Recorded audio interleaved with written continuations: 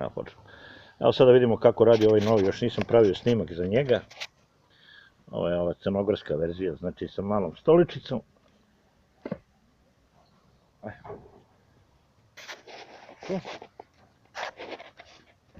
Znači lepo sedneti i polako.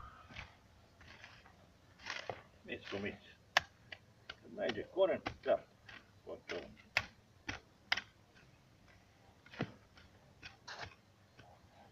Da.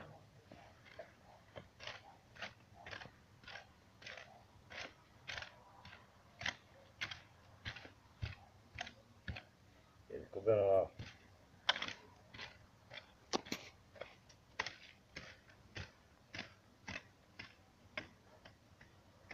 Znači, gdje je jači koren, s ovim si... Gdje ne, vam primjer ovdje. Znam kad doći koren, zvuči samo ovo.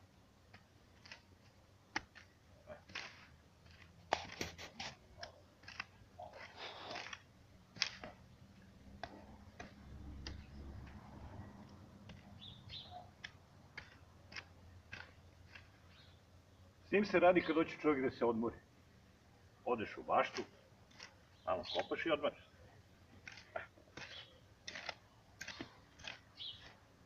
Ovo je sad priprema pred riđenje. Znači, sklonimo sav korov koji je zostao. Sve što se isječe to ide na kompostiranje. A što ćemo da preriđemo. Znaš, kako to fino ide. Znači, šta je poenta? Priđi malo samo da se vidi ovo. S tim kad se radi? Radi se površinski. Znači, ako se naleti na neki od ovih travi koji imaju jači koren, znači samo ovo jedan zez i odmah ide dalje. I uvijek ide pritisak malo na levu stranu. I kako će ide fino. Da bi se to lepo vidjelo. Znači, on je za ove stvari ovako da se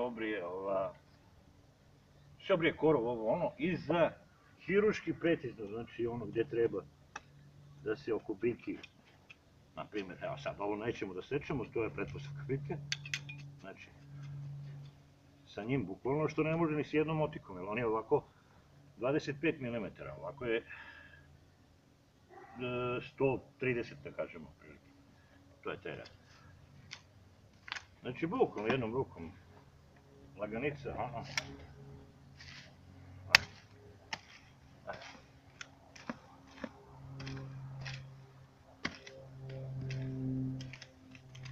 to bi bilo otprilike to, sad samo da se vidi